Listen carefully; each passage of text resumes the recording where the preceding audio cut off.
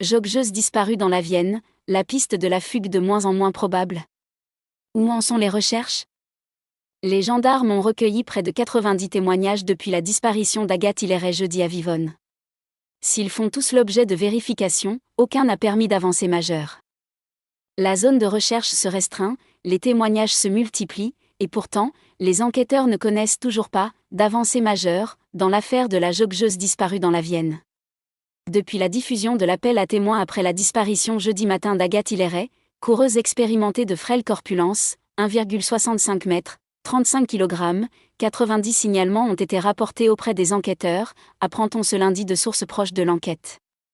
Des témoignages qu'ils vont s'attacher à vérifier. Après le ratissage d'un secteur de 100 km² jusqu'à samedi, les recherches se sont resserrées depuis dimanche sur une zone restreinte de 3 km au sud de Poitiers. Des plans d'eau qui n'avaient pas encore été sondés ont été explorés dans la journée par des plongeurs des brigades nautiques de La Rochelle et Arcachon. Des projets à court terme. Ce lundi, un escadron de gendarmerie de Tours est arrivé en renfort. Quelques 90 gendarmes seront mobilisés sur cette enquête.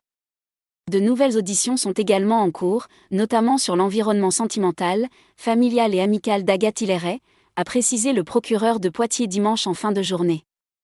Nous entrons maintenant dans une phase judiciaire, explique ce lundi une source proche de l'enquête à 20 minutes. Pour l'heure, si toutes les hypothèses restent envisagées, la piste de la fugue est de moins en moins probable, estime cette source.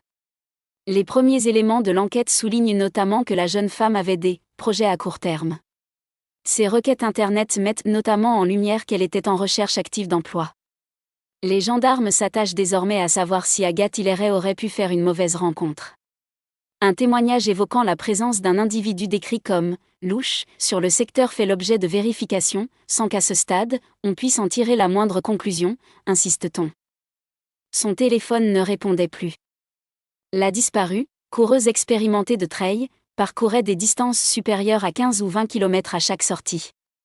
Elle s'était élancée jeudi matin du domicile de ses parents à Vivonne, au sud de Poitiers.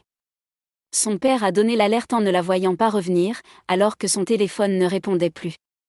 L'appareil a été localisé pour la dernière fois jeudi après-midi près des lieux-dits, les Grands Ormeaux, et le Champ-Salot, à Voulon, commune située à 10 km de Vivonne.